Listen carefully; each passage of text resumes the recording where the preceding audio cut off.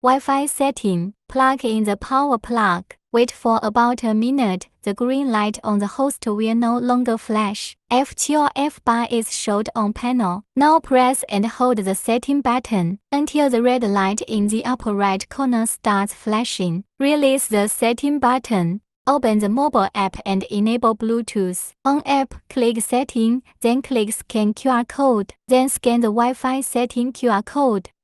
On the back middle bottom of the host, the configuration interface for connecting Wi-Fi will pop up. Enter Wi-Fi password.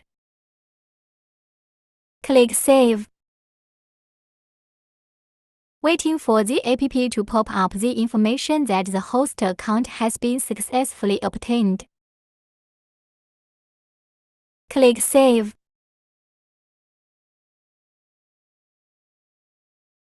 The host displays F bar. Wait a few minutes. The host displays a blue or black screen.